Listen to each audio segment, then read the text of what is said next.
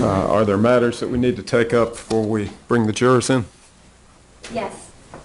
Judge, sorry. Yes, ma'am. It prompted me. You had asked earlier in the week for me to draft some sort of protocol with respect to the witnesses that we had mentioned that we had concerns about being televised. This morning, at some point, the witness that we've identified in the earlier motion as MB is, I believe, will testify. The one logistical issue is he has not been brought. He should be arriving any moment, and Ms. Smith or Ms. Phelps is speaking with him when he gets here. If I may approach, I handed a copy of this to the defense attorneys. Initially, I thought it might be, in terms of least restrictive methods, that he could perhaps be broadcast but not use his name.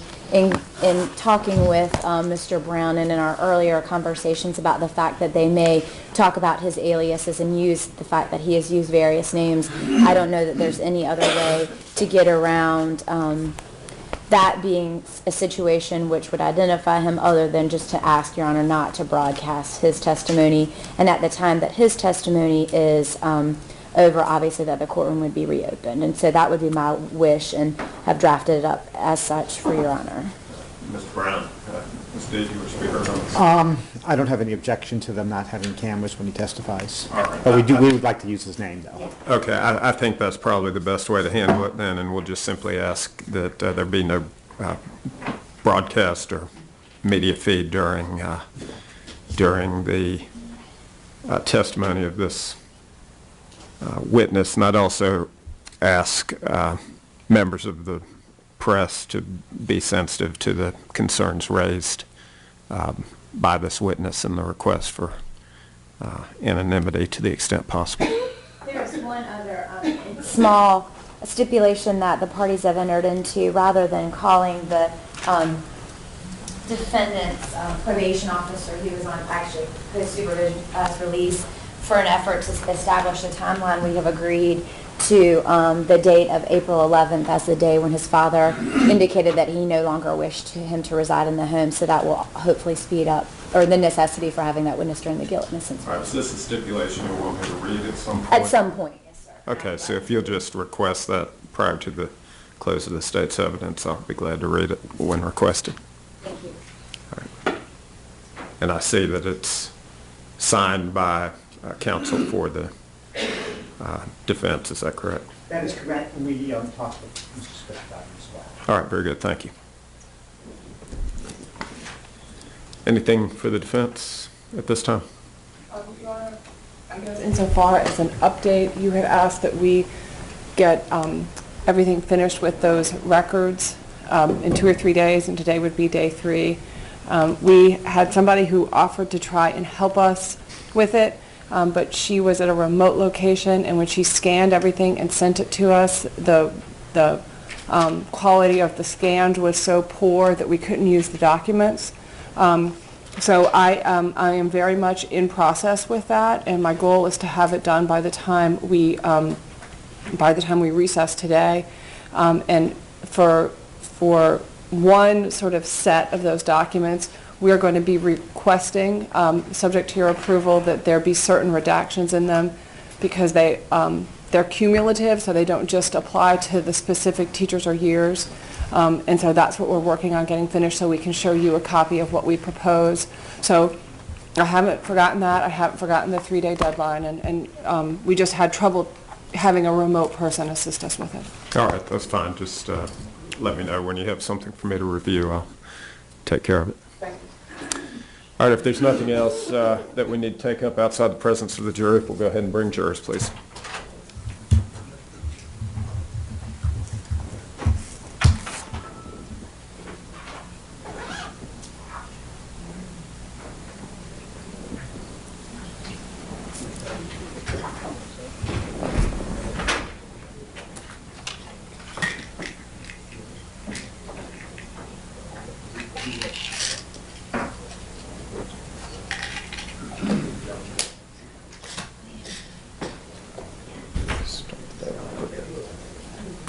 Start the day off with the Tylenol. Usually I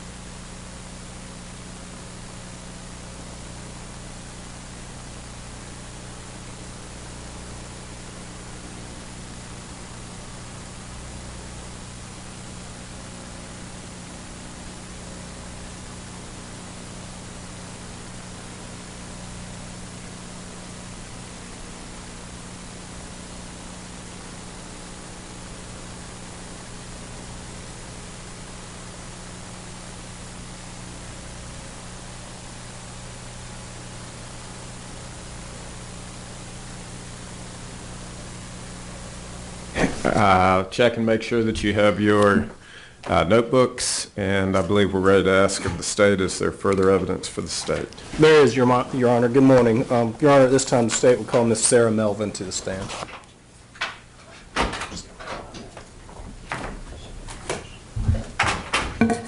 Place your left hand on the Bible and raise your right, please.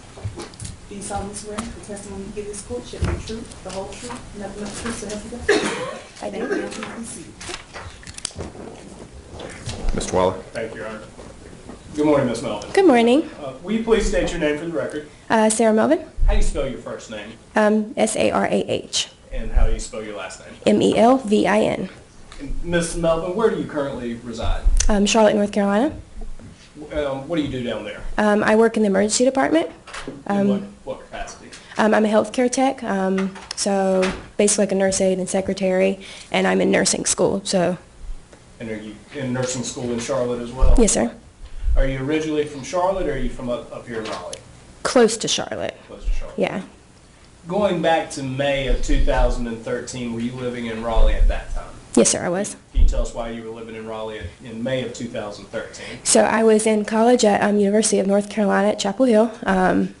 I was getting my bachelor's degree, and I was working in Raleigh, so I decided living in Raleigh was a little easier for me, despite the commute to Chapel Hill every day. But And what were you studying there at UNC? chemistry with a minor in biology.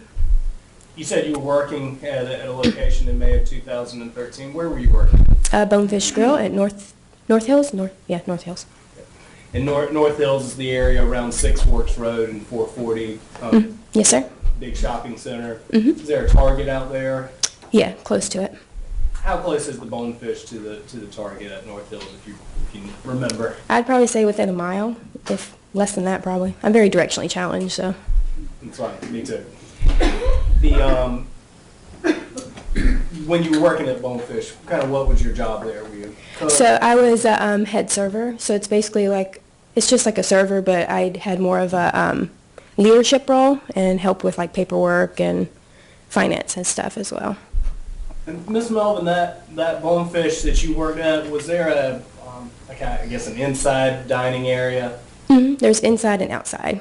Tell us a little bit about the outside dining area. What was the kind of general layout of that? So it was like a patio area. You walk out of the door, and then so they had a spin door and then a regular door. You walk out the regular door, and to the left they had like high top tables. There was 4 high top tables at the time. I'm trying to remember it's 2013 because they changed it a little bit the next year. And then to the right they had like patio furniture. So it was like a couch, 2 couches, kind of like love seats next to the couch, and then 2 tables. And you said did you work at this Bonefish for the next year as well? I worked there 2012 to 2014. Ms. Melvin, going to May 13th of 2013, that was a Monday, I believe. Were you working at Bonefish that night? I was. And in what capacity were you working at Bonefish that night? I was a closer. So basically, instead of like what I normally did, you stay all night, and then once all the customers leave, you start breaking down the restaurant, cleaning up everything, silverware, dishes, all that type of stuff.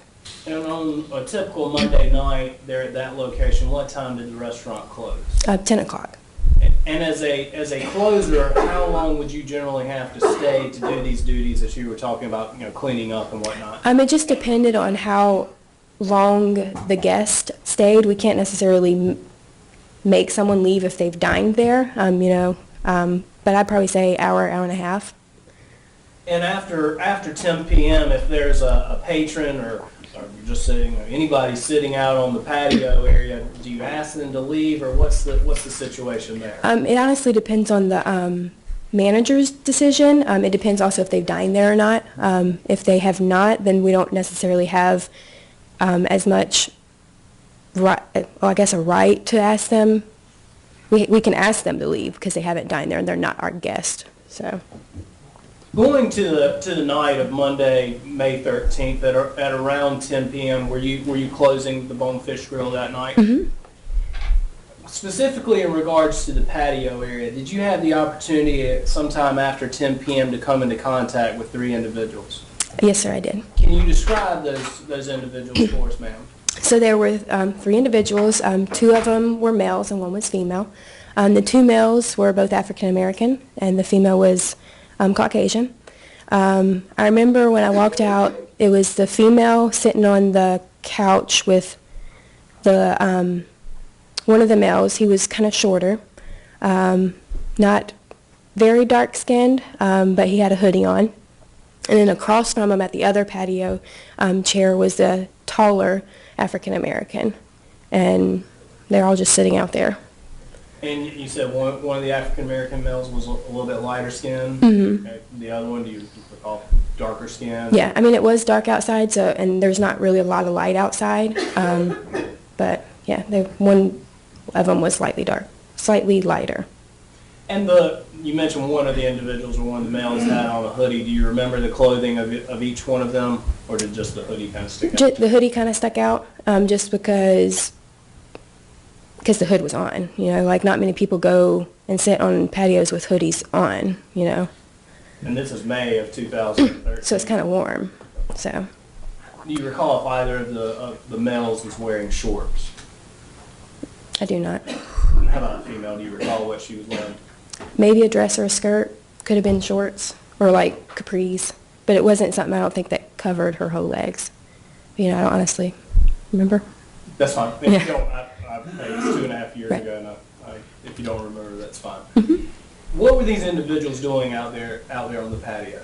So my first interaction with them, I guess when I first walked out there, they were just sitting there, I guess talking to each other. One of them had headphones in. It was the one sitting next to the girl. He had headphones in. I don't know if he was listening to music or on the phone or texting someone, but he did have something in his hand and was playing with it. I don't know if it was an iPod or iPhone or what type of electronic it was, but they were just sitting there. And so since they weren't guests, I just continued my business and started wiping down the high-top tables on the left.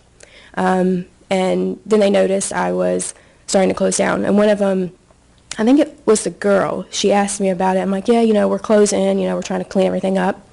And so I walked back inside because I have to bring the chairs and stuff inside. And then when I walked back outside, they had put some stuff on the table.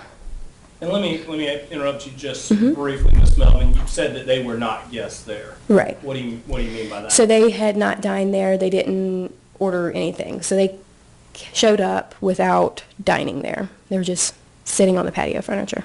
Just kind of hanging out. Yes, sir. And I asked you a little bit about the clothes. At this point, did you notice if they had anything else with them in terms of bags or book bags, athletic bags at this point? I don't remember. Right. So you go back in and you take the chairs in and you go back outside and you said you noticed some stuff at that point. Yeah. What'd you see? So I remember it was like the little table that was sitting in front of the patio furniture. It was a bunch of, in my opinion, random stuff. So I remember seeing golf tees, safety pins, push pins, lighter. I think there was like one lighter. And it was just, I don't know if it came out of someone's pants or where it came from, but I just remember when I walked out there, it was just sitting there. And I went inside and talked to my manager. I was like, you know, this is odd, like something's odd about this, but. And why did you think it was odd, Ms. Melvin? Overruled. Okay. So it was odd because I didn't think anyone on a regular day would be carrying those type of materials in their pocket, those random.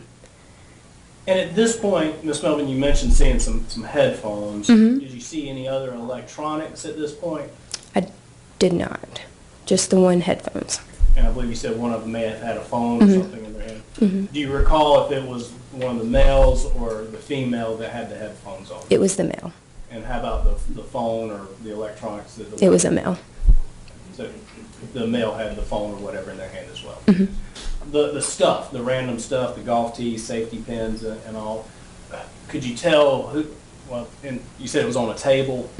Were all 3 individuals sitting around the table at that time, or what was the general group dynamic? So the table was closer. So you have the patio furniture here, and then the table's right in front of that one. The other one's kind of like up against the wall of Bonefish Grill, so it's a little further.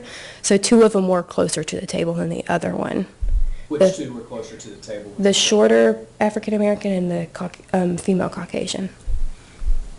You mentioned having a brief conversation with the female. Just she just asked you about the closing situation. Yes, sir. Any kind of conflict or disruption during that conversation? No, she just acted a little uneasy to me. Also, in proper opinion, evidence of the 701. Overruled. Overruled. How was she acting? She just acted uneasy. I don't know if it was like anxious, but a little fidgety. I mean, I've never met this girl before, so I don't know if this is like a normal for her, but it just seemed uneasy about something. And how about the two African-American males? Did you interact with them at all the first time that you went in one time, you said, and talked to your manager after seeing them out there? Did you interact with the males at all at this point? No, one of them kind of didn't even acknowledge me. That was the one with the headphones in. The other one, I don't remember him saying anything. And again, how were they acting, and did you make any note about their movements, their manners? They were kind of mellowish. They didn't really act any different or anything that sparked interest or anything to me. When you come back out and you testified about seeing the stuff on the table, did you have further interaction with these individuals at that point? No. After she had spoke to me about it, she's like, okay, and then I continued on my business, getting the closing done, and then at that point they, I guess, realized that we were closing and got up and left. Did you have to kick them out or call security or anything like that, Ms. Melvin? They eventually just left on their own. And when they left on their own, you mentioned the stuff that you saw on the table. Did they take that kind of random stuff with them? Some of it, yes. Not all of it, because I remember I took some of it to my manager because I told him what they had brought out, but I didn't actually show him until after they left because I'm not going to take their stuff. It's not mine to take until they leave it. But I do remember as they were leaving, there's a trash can right on the corner, and they threw something in the trash can. Do you recall what exactly they threw in that trash can? No, I do not. One of them had cigarettes. I don't know if it was a cigarette or container or what it exactly was. What was the stuff that you took to your manager and showed? Was it him or her? It was a gentleman. A gentleman? What did you take to your... So I took him some safety pins, push pin. I think they took the lighter. And then the golf tees. And what did y'all decide to do with this stuff they'd left once they had left? My manager told me I could just throw it away. They left. It was no longer an issue to us since they had left our premises.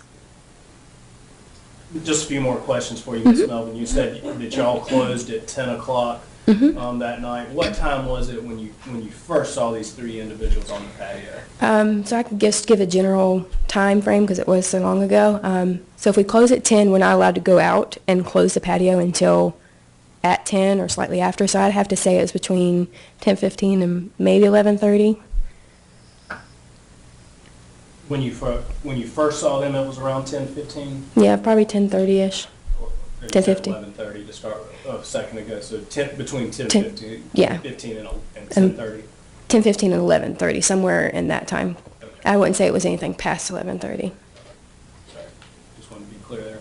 So that was the first, sometime between 10:15 and 11:30 is when you first saw them on the patio? Yes. And then you went inside, came back out, and that's when you saw the stuff on the table? Right. And did they pretty much leave right away when you came out that second time? No, I would say probably 10, 15 minutes after that. They didn't stick around a whole lot longer. So, again, approximately what time was it when those three individuals left the Bonefish Grill that night?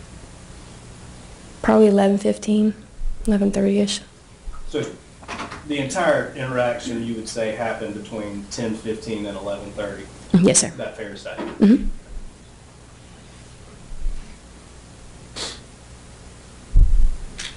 And nothing, you didn't have any kind of confrontation with them at all? Nope. other than the one conversation that you had with the female, any other conversations with them? Nope. When they left, again, kind of talking about their general demeanor, any change in their demeanor and what you described earlier? No, I don't think so. If I may have just a moment. Yes, sir.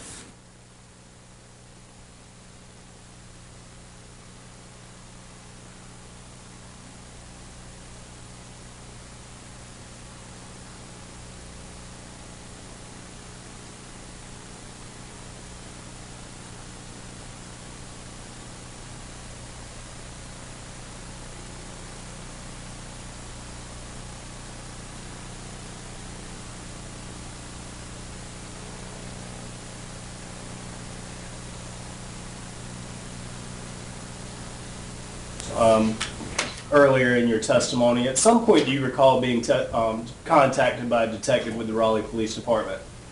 Yes, sir. And about when did that happen?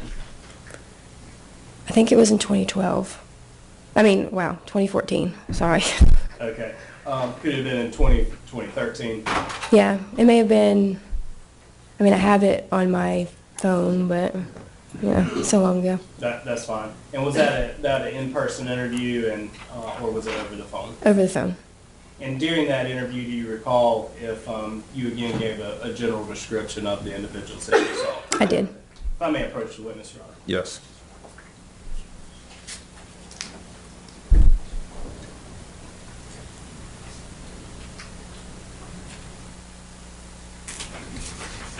Ms. Melvin, I'm approaching you with what has been marked for identification purposes, State's Exhibit 65.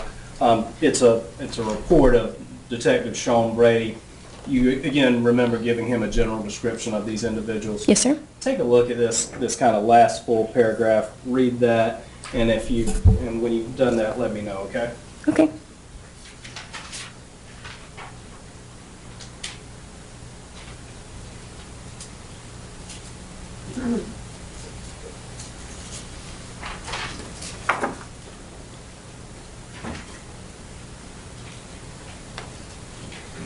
Okay. And in reading that paragraph from Detective Brady's report, does that kind of help refresh your memory as to the exact description that you gave? Yes, sir. All right, Yes. what was the description that you gave? If you need this again, let me know. But Yeah, I'll look at that. So just in case, the female was wearing a white T-shirt.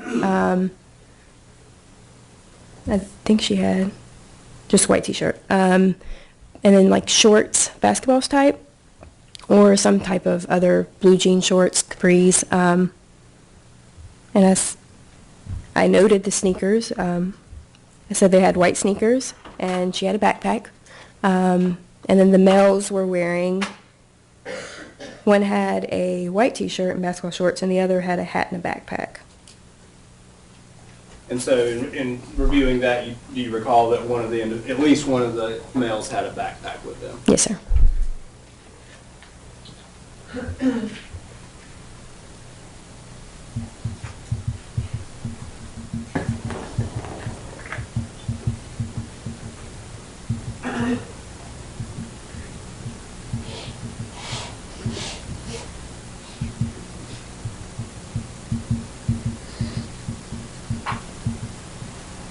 Thank you, Ms. Melvin. I don't have any further questions at this time.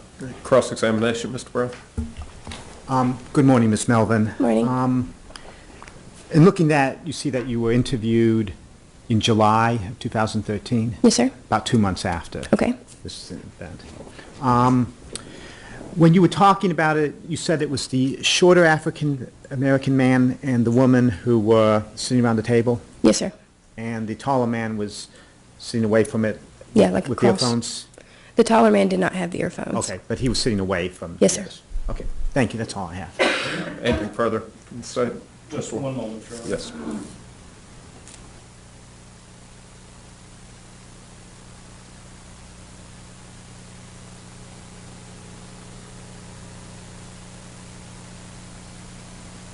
Nothing further. Thank you, Your Honor. Thank you, ma'am. You may step down. Thank you. No objection to her being released. All right, ma'am, you're released from your subpoena. You're free to go. Thank you.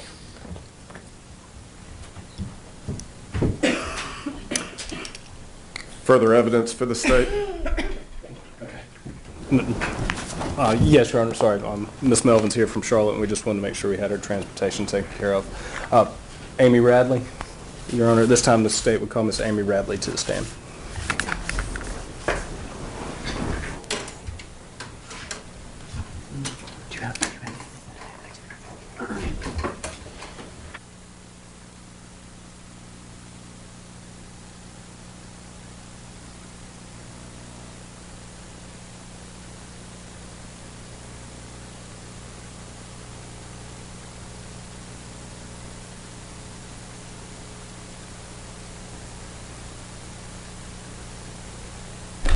Put your left hand on the Bible, raise your right, please.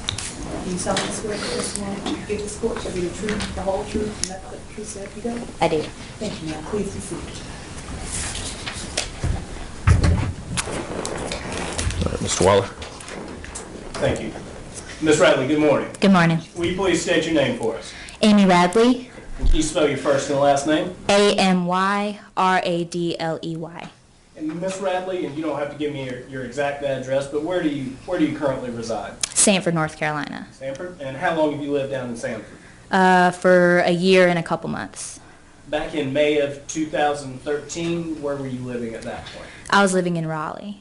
And are you currently employed? I'm not. What are you doing now? I'm a stay-at-home mom. How old's your child? She is almost 5 months. Congratulations. We'll Thank try not you. to keep you here too long. Thank you. Ms. Radley, when you were living in Raleigh in May of 2013, were you employed at that time? I was. Where were you employed? Ben and Jerry's. And was there a specific Ben and Jerry's location? I was the general manager for the Hillsborough Street location and the North Hills location. Tell us a little bit about where the Ben and Jerry's at North Hills is located. It's located on the top level of the shopping mall in the center, attached to the same building as a Starbucks. And how about, I know we've heard testimony, there's a big Target out there and Right. movie theater. Kind of where's the Ben and Jerry's in relation to that Target? It is up the escalator and in the center. To get to Target, you'd have to go down an escalator to the entrance. Bonefish Grill, how far away is Bonefish Grill from that Ben and Jerry's location that you've talked about, if you know? I would say probably between half a mile and a mile. It's on the same property. And you said you're a general manager there at Ben and Jerry's and then also the Hillsborough Street location. What were your general duties and responsibilities? My job was to maintain the store, schedule, handle the financial side of things, just keep the store clean and safe, and make sure everything was running right in both stores. How about any hiring and firing duties? Did you have those as a general manager as well? I did. My job was to hire all of the staff and to discipline any staff that I needed to also. And in being in charge of hiring procedures and whatnot, do you review applications of individuals? I do. And generally, and I don't believe we have a copy for you, but could you generally kind of describe for the members of the jury what a general Ben and Jerry's application would look like? Sure. The front side of the application is going to have all of your main information, your address, your name, your previous places of employment, your schooling history. And on the back side, there's a statement section as far as whether or not you've had any misdemeanors, and there is a signature spot and a date on the back. So those are the only two things on the back, and the front is everything else. Thank you, ma'am. I want to turn your attention to Monday, May 13th, 2013. Were you, I guess I'll start with, were you at the Ben and Jerry's that day? I was. I had an evening shift, which started probably 3, 4, somewhere around there. So I came in around that time. So to be clear, an evening shift would go from what time? It varied, but that day I believe it was 3 or 4 until a close, which was 9 or 10 p.m.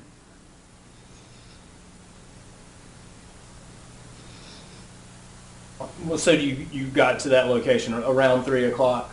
Yeah, and sometimes I will get there early because I was the manager and wanted to make sure everything was okay beforehand. Before started. Mhm. And when you're working a shift there, are you actually kind of running the counter as well, or are you just doing the general manager duties? I am. Once I clock in, I get behind the counter and I'm running things, and before that I kind of do a general look over of the store and everything. Prior to you getting behind the counter there, do you recall having an interaction with an African American male and a white female? Yes, sir. Tell us about that interaction. They were filling out applications in the back side of the store. There's kind of a bar on the side, and they were standing beside each other filling out the applications, and they were kind of arguing amongst themselves, and I didn't pay a lot of attention. I walked past and was going to go to the restroom, and the female kind of snapped at me and told me, somebody's in there, and so I kind of stepped back and was listening to what they were saying. They didn't realize I was the manager. I was not in uniform, and they were discussing the application and kind of arguing, and I looked and they were on the back side, so the only parts on that side were the misdemeanor section and the signature. So I assumed they were arguing over the misdemeanor section. And calls for speculation. I think he offers cooperation as well. Right. I'd say that I'm going to overrule the objection. I will ask that you not speculate as to what the discussion was about, but to the extent that you heard or perceived something, you can testify to that, but I'd ask you not to speculate. But with respect to the 403 objection and the 401 objection, those are overruled. Kind of what you see and hear them arguing about there, Ms. Radley. I heard they were saying, no, you have to put that. That's the one phrase that I specifically remember hearing. I don't remember everything else they said, but I remember hearing that phrase, no, you have to put that. So that's where I stepped in and said, you guys are, you're arguing in the store, like I can hear what you're saying. You might as well not even fill out those applications. I'm the manager. You're not going to get a job here, and you probably leave the store. You're being disruptive, And then I left and went next door to Starbucks. And when you say they were being disruptive, were they in fact, being disruptive, or what do you mean by that? They were just arguing in the back of the store, and I mean they weren't, throwing things or anything to that nature. They were just arguing, and it was just something that I don't have a very high tolerance for that in my store, as far as, it's a place where a lot of families come. It's just not somewhere I want there to be an argument going on anywhere in there. And since, I'm going to fast forward just a little bit, since the time of their arrest, have you seen photographs of Ronald Anthony and Travion Smith and Sarah Redden? I have. And do you know the two individuals, or do you recognize who the two individuals were that were arguing in your store that day? Yes, sir. Which two individuals was it? It was Mr. Smith and Miss Redden. When you asked these two, when you asked Travion Smith and Sarah Redden to leave, did they do that? I left before they did, actually. Were they still being disruptive when you left? No, they were just kind of standing there looking at me like they didn't really know what to say. So after you told them don't even worry about applying, you left and went to, where'd you go? I went to Starbucks. I went next door to Starbucks to get a coffee before my shift. So do you know, Ms. Radley, kind of based on this conversation, if you had in fact started your shift at this point? You said it was... I had not, no. I was about to start my shift, but I was getting my coffee kind of beforehand. So would it still kind of be in the 2:30 to 3 o'clock range, or even earlier than that, excuse me? It could have been. I'm not sure exactly what time it was. I just know the beginning of that shift would have been somewhere within that time frame. It could have been anywhere from 2:30 to 4 o'clock, but it wouldn't have been any earlier or later than that, probably. And the Starbucks, how close is the Starbucks to... It's the same building, yeah. To where the Ben & Jerry's is? The door is about 10 feet from the other door. When you went in there to Ben & Jerry, to Starbucks, what happened at that point? I was talking to the person behind the counter.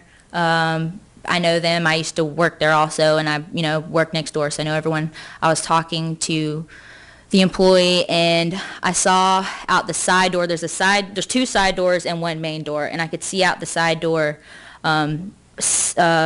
Miss Redden and Mr. Smith were kind of pointing at me, and there was another gentleman with them, a little taller, and he came around to the front of the store and opened the door and asked me if I was the manager of Ben & Jerry's, and I told him I was not at work. I was getting a coffee, and he began to... Let me interrupt you there. I don't want you to tell me anything that he specifically said, but did you see this individual, and you said you recognize these individuals now, Ronald Anthony. Did you see Ronald Anthony with Travion Smith and Sarah Redden prior to him coming in the Starbucks? No, just when they came around to the side, I saw them, those three together. Okay, so in the Ben & Jerry's itself, you didn't see them together? Right. I believe Mr. Anthony was in the restroom. So when you go into the Starbucks, is that the first time you saw Travion Smith and Sarah Redden and Ronald Anthony together? Yes. And then you saw Travion Smith and Miss Redden pointing at you, or was it just Miss Redden? Do you recall? I don't recall. And at that point, you see Ronald Anthony come into the Starbucks. Correct. He kind of leaned in the door. And at that point, did the two of you have a heated discussion? Yes, sir. How long did that last? I'd say it was about 30 seconds before I called security. It continued another 30 seconds or so, and then stopped as the security officer was walking up. And you said it was I said it was a heated discussion, a confrontation. At any point did Ronald Anthony hit you or strike you No. in any way? No, sir.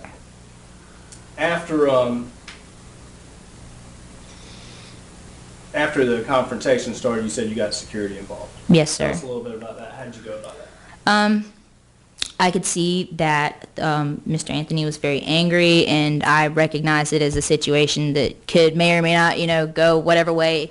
So I kind of opened the door. He was leaning in. I kind of didn't push him, but pushed my way out the door, and I saw a security officer.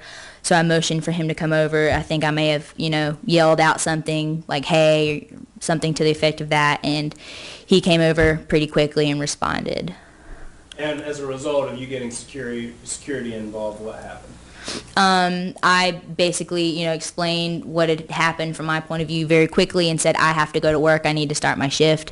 I need for you to handle this for me, basically. And so I then went back to work, clocked in, and I'm not sure how long it was after, maybe 20, 30 minutes. The security guard came back and told me that he had escorted them off the premises. And then later that night, I had a security guard walking around the Ben & Jerry's just to make sure that things would be okay. And were they trespassed from the Ben & Jerry's as well? Yeah, I believe they were. Did you have any other interaction with any of the three co-defendants that day? No. Okay. While Ronald Anthony and Travion was having this interaction with you, where were Sarah Redden and Travion Smith? They were standing beside him. And how close to Ronald Anthony were they? I'd say about 6 feet away. So, Not directly on him, but just a couple steps back. And closer than we are here in Yes, the courtroom. And were they making any efforts to pull him back or anything like that? No, sir. They were just watching.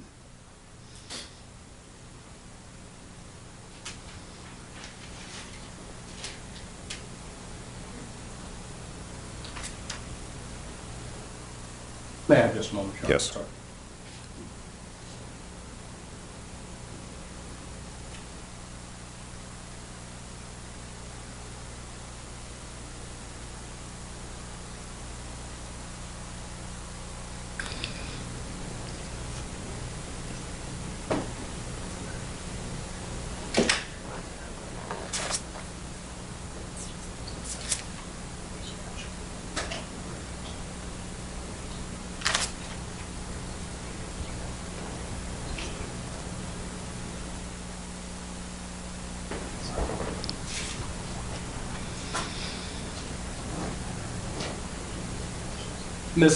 Miss Radley, do you recall what the individuals were wearing that night, or excuse me, that afternoon by any chance? I don't. The only thing that I recall is I believe Mr. Anthony had a drawstring backpack. Do you recall if the other two had backpacks? I don't recall. Just don't recall either. Yeah.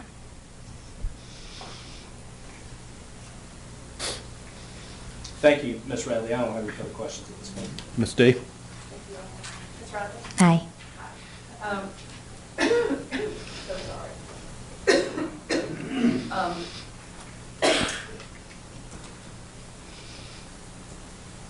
So you didn't know who any of these individuals were prior to this happening, No.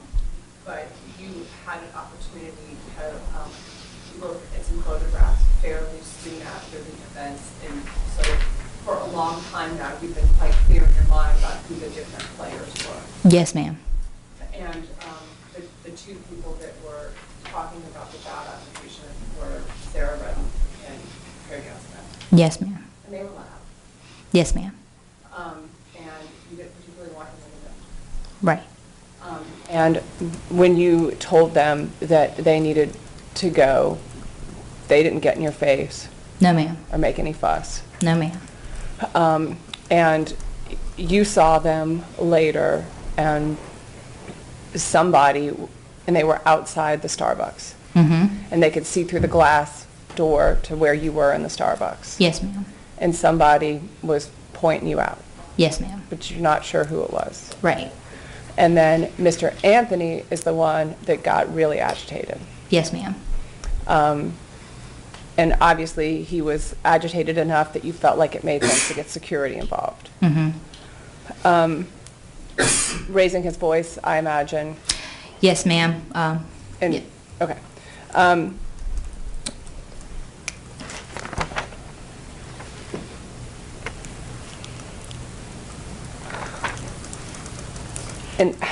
you worked at that Ben & Jerry's for some time between then and when you moved to Sanford, right? Yes, ma'am. Did you work there until you moved to Sanford? No. Okay.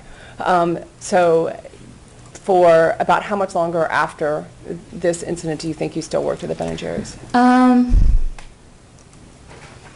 It was probably September, maybe, of that year that I left. Okay. And there was a strange coincidence that occurred during that time, was there not? Yes, ma'am. And again, we don't want for you to tell us anything that anybody said who's not testifying, but did one of your coworkers develop a relationship with Ronald Anthony during that time? Yes, ma'am. And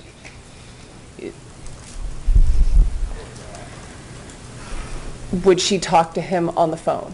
Yes, ma'am. And as a result of that relationship, did you even talk to him on the phone at least once or twice? Yes, ma'am. And that was a female coworker of yours? Mm-hmm. I don't have any other questions, Your Honor. Redirect. And Ms. Yes, Your Honor. Ms. Radley, at some point, did you have the opportunity to speak to Ronald Anthony on the phone? I did. And you described the nature of the conversation that y'all had out at North Hills, in which it was a heated, angry conversation. Right. The conversations that you had on the phone what was the nature of those conversations?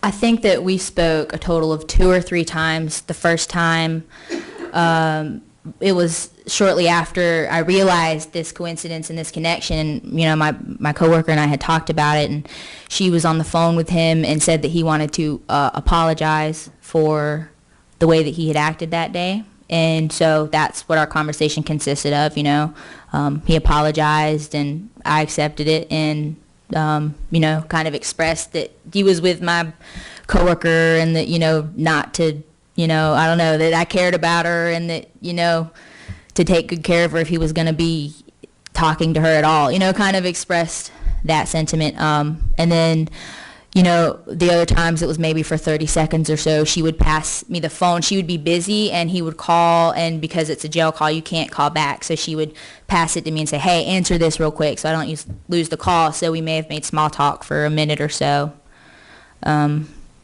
And we didn't really talk about anything significant. I think that we may have mentioned one time that he and I were both on a drum line. She had said something to him about me being in drumline in high school, and he was also in drumline. So we had talked about drumline a little bit, but I think that's all that we talked about. And so the first time he apologized to you, and the other times were just general cordial conversation. Right. And Ms. Radley, at any point, did you talk with him about this case? Absolutely not. Have you ever talked with Travion Smith or know of anyone that's talked to him on a jail phone? No. And the connection between your coworker and Ronald Anthony and you was just a Complete coincidence. Yeah, I was completely shocked to find that out, and it was, you know, it was something that had kind of sat with me for a while because I'm not a very confrontational person, and so to have an apology meant something to me, which is why I felt the need to do that. And may I approach the window, Sean? Yes.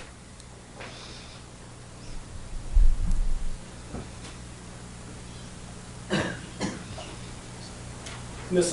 Radley, I'm going to hand you what's been marked for identification purposes, State's Exhibit number 66. Can you take a look at that overhead aerial view and tell me if you recognize what that area is? That looks like North Hills Mall. This kind of grassy area here in the middle, what's that? That's the building with Ben & Jerry's and Starbucks with the grassy part right beside it. So that's kind of the area where they have concerts and kids play out. Right. And whatnot. Any, this State's Exhibit number 66, does it fairly and accurately kind of depict an overhead view of North Hills to your knowledge? Yes. Your Honor, at this time I would ask to introduce State's Exhibit 66 for illustrative purposes. Any objection? It's allowed for illustrative purposes. And Your Honor, if I may publish 66 using the screen. Yes. Ms. Radley, and if maybe Ms. Radley stand up briefly. Yes, please. Pretty good there. Ms. Radley, I mentioned the grassy area there on State's Exhibit 66. Excuse me. Can you point that out for the jury? Here. Okay. And the building there, right beside that grassy area, what is that? That's on this side is Ben & Jerry's, on that side is Starbucks. Okay. So I guess again using the grassy area as a frame of reference, does the Ben & Jerry's face the grassy area? Both of them do. It's split the other way, so Ben & Jerry's faces this way and Starbucks faces that way. I got you. So the front of Ben & Jerry's would face out towards this parking area here. Yes, sir. And then Starbucks parking area, Starbucks would face out towards this parking area. Yes, sir. Okay. The location in which the initial confrontation happened between Travion Smith and Ms. Redden and yourself, that was here on this side? Correct. Objection, confrontation, there wasn't a confrontation. Sustained as to characterization. The discussion that you had with Travion Smith and Sarah Redden, that happened there in that Ben & Jerry's? Correct. Okay. And then the heated discussion that you had with Ronald Anthony happened on the other side in Starbucks? Correct. Are you familiar where the Bonefish Grill is? Yes, it would be up over here, I believe. So kind of on down off the map just a little Right, bit. just over there. And I've used Target as a reference point and talking about North Hills. In using this photograph, can you show the members of the jury basically where Target is? Target is under this. This is going to be the top of where the parking deck is, and it's going to be under, the parking deck's underneath, so it's under that building. And that, again, I think I've used a movie theater. Can you show us where the movie theater is? That's here. This main road that you kind of see here between the shopping center you've described and this larger building, is that Six Forks Road? Yes, sir. And Six Forks Road, if you continue to follow it down kind of towards me off the page, would it cross over 440 at that point? Mm-hmm. And are you familiar with the Allister Apartments by any chance? Yes, sir. Okay, so if you keep following Six Forks here, Allister Apartments would be off kind of at this edge of the screen. Yes, sir. About how far from, I guess we'll just say from your Ben & Jerry's location is it to those Allister Apartments? I'd say a mile, maybe. If you had, So you would go down here, right across the highway, and then it's going to be back there, so it's walking distance. all right, so around a mile away. Yeah. Thank you, Ms. Riley.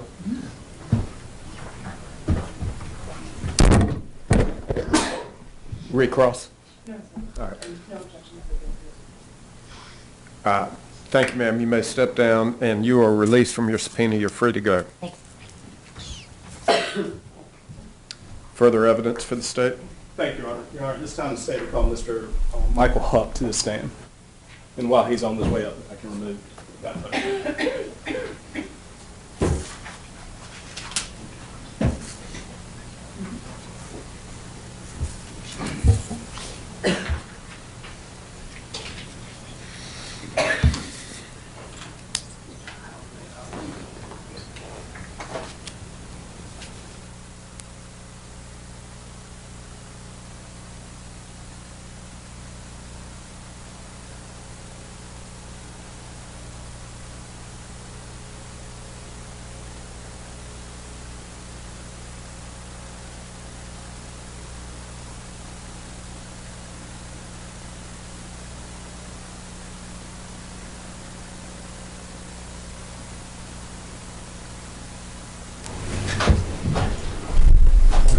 Place your left hand on the Bible. And raise your right. Raise your right. Do you solemnly swear testimony you give this court shall be the truth, the whole truth, nothing but the truth, so help you God? I do. Thank you, sir. Please be seated. Mr. Wallace. Thank you. Mr. Huff, good morning to you. Good morning. Will you please state your name for the record? Michael William Hupp, How do you spell your last name, Mr. Huff? H-U-P-P, like in Paul. Like I'm sorry? Like in Paul, H-U-P-P. Oh, gotcha. I appreciate it. And Mr. Huff, if you'll do me a favor, just slide up to that microphone just so that we make sure all the members of the jury hear you, okay? Okay. Mr. Huff, where do you live, sir? And you don't have to give me an exact address, but just generally. Corner Falls and Noose and Millbrook Road, Quail Ridge Apartments, So that's here. Raleigh, North Carolina. Here in Raleigh. How long have you lived in Raleigh, North Carolina? 30 years. And Mr. Huff, are you employed at this time? No, sir. I'm retired. What line of work are you retired from? I work with a company called Captive Air Systems. They make heating and ventilating and hood systems for restaurants. And Mr. Huff, in your retirement, let me ask you this, when did you retire? 2008. And in your retirement, sir, did you kind of start doing some group meetings for some individuals? Yes, sir. I've done it for 30 years. And what type of group meetings are you involved with? 12-step fellowships. And what type of those 12-step fellowships, what kind of meetings are they? What do they involve, I should say? They involve discussing our problems with using drugs and alcohol. Specifically marijuana, Mr. Huff, have you been involved with group meetings that talk Yep. about marijuana? Yes, sir. And what are those classes called? Marijuana Anonymous. Back in May of 2013, were you part of a group that met, a group meeting for Marijuana Anonymous? Yes, sir. Where did that group meet? St. Mark's Church off Six Forks Road. And were those meetings regularly scheduled? Yes, sir. 8 in the evening till 9 p.m. How often were those meetings held? Every Monday and Thursday. Every Monday and Thursday, every week?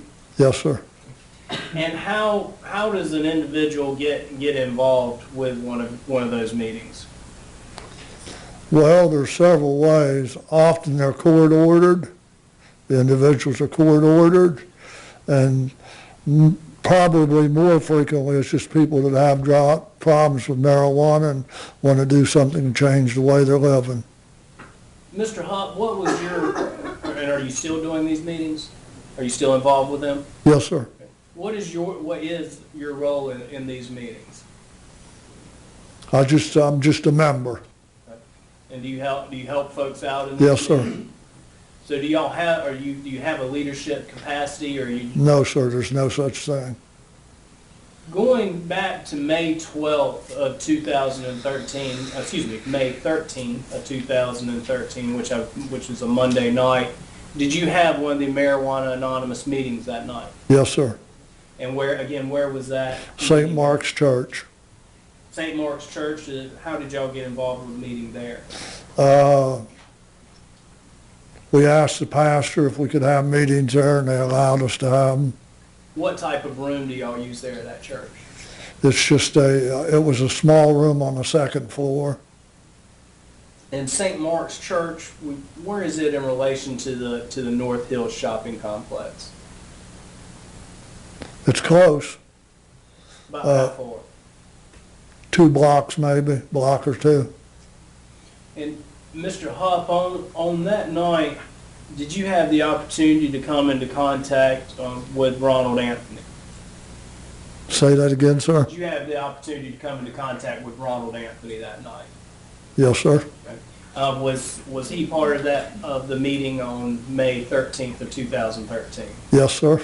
And do you know why Ronald Anthony was at the meeting? To do something about his problem with marijuana, or else he was court ordered. And if he had been court ordered, would have had to have a sheet signed by the facilitator of the meeting. Do you know if there was if he had any form to sign that night? I would imagine he did, if that they always have to have that. That's part of their agreement with the court systems. But you recall seeing Mr. Anthony there? Yes, sir. Did you have any interaction with him at the meeting itself? Not so much in the meeting, maybe afterwards. And how long had you known Ronald Anthony? I would say he'd probably attended it for a month or 2, 4 to 8 weeks, something of that nature. You ever had any problems with Mr. Anthony when he was there at the No, meeting? sir. Specifically in regards to the meeting on May 13th, was anyone attending that meeting with Ronald Anthony? Yes, sir. Who was attending that meeting with him? There was a young Caucasian lady and another African-American man. And do you recognize that other African-American man here in the courtroom today? Yes, sir. Okay. And who was that? The gentleman on the right there. Do you know that individual's name? Beg your pardon? Do you know that individual's name? I don't personally, other than involved with the case. But you didn't know his name that night? No, well, I would have known the name, but I don't always recall them. Okay, all right. The defendant, Travion Smith, that's the individual you recognize? Yes, sir. As being a part of that meeting that night? Yes, sir. How about Sarah Redden? Yes, she was there. She was there. And did you know her name that night, or did you just kind of learn her name through the course? I would have known the name, but I don't. I try to leave them out. Did you have any interaction with Travion Smith or Sarah Redden at that meeting? Other than just introducing myself or talking to them prior to the meeting and it starting, yeah, that would be the only. And you said you're a member of this group. Do you know if Sarah Redden or Travion Smith were, again, required to be there? I don't know. These three individuals, Sarah Redden, Ronald Anthony, and Travion Smith, were they together at the meeting? And when I say together, were they seated at the same table? They were in the circle, yes, sir. At any point during the meeting, did they seem to be having any trouble with each other, any confrontation, anything like that? No, sir. Were they disruptive in the meeting at all? No, sir. Did they feel like did they participate? Yes. All three of them? I can't recall that. But nothing unusual happened? Nothing unusual. And I believe you said a moment ago that meeting lasts from about 8 p.m. to 9 p.m.? Yes, sir. And does it always end right there at 9? Yes, sir. What happened after the meeting, if you recall? After the meeting, we hung out in the church for a little bit, and then we closed the meeting and packed the stuff up and went in the parking lot and stood out in the parking lot and talked with each other for a little while. And when you say we went into the parking lot, who are you referring to? Well, it would be the people you've asked, the 3 people you've asked a question about, and other members that were there at the meeting. So you recall seeing Ronald Anthony, Travion Smith, and Sarah Redden outside the meeting? Yes, sir. Again, Mr. Huff, was there any issues going on between the 3 of them at this time? No. And did you have a general good conversation with them? Yes, sir. About what time did y'all separate there in the parking lot? I would have probably separated about 9:30 because after that particular meeting, I always go and pick my sister up at 10 o'clock, and she works at the Walmart on New Hope Church Road. which would mean I'd have left between 9:30 and a quarter till 10 at the latest. And were Ronald Anthony, Travion Smith, and Sarah Redden still in the parking lot there when you left? When I left, they were standing up on Six Forks Road at the bus stop. There's a little like thing to keep the weather off you. Was there any rain that night or anything like that, Mr. No, sir. Were they walking away or just kind of standing there at that bus stop? They were just standing at the bus stop. And so no issues or confrontations with them at all when you? None at all. Other than seeing them leave there that night about well, you said you left at 9:30, I'm sorry. Did you see them ever again that night, Mr. Brown? No. I may have just a moment. Yes.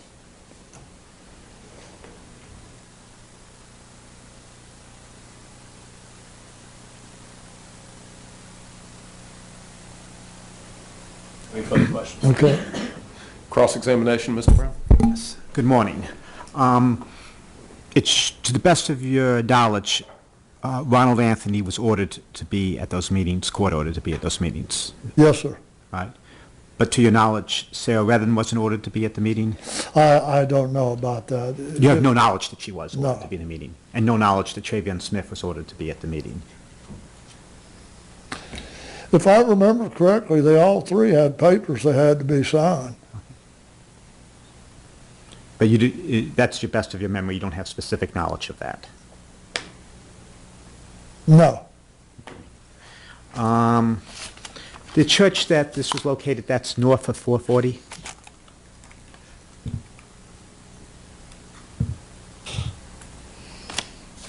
I would say it's more south.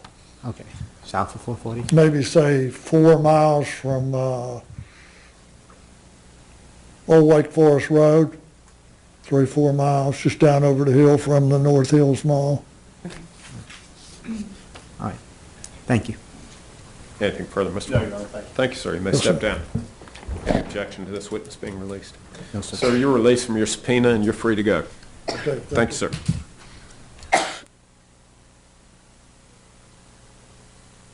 We would ask for a break to try and do some logistical maneuverings and an opportunity to talk with the next witness briefly, assuming, I believe he's here. All right. So I know it's a little early, but All right, ladies and gentlemen of the jury, we'll go ahead and take a recess. As you know, we're going to recess at 1 o'clock. So what I'd suggest is a 10-minute recess now. We'll probably take another recess as we get closer to that time. So we'll break it up into 2 breaks this morning. If you'll just be back in the deliberation room shortly after 11:15, we'll bring you back out. Please recall all the rules and instructions, leave your notepads, and in particular, don't discuss the case among yourselves.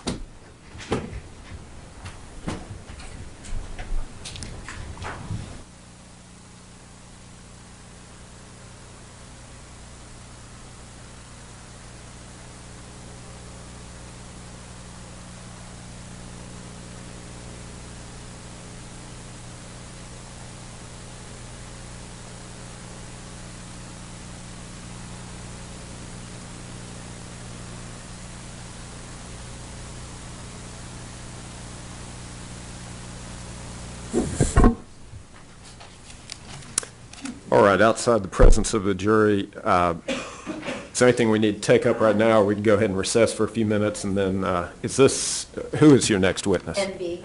All right, MB, all right, that'll be fine. So we'll be in recess for 10 minutes, and then we'll resume. 3 o'clock in recess for 10 minutes.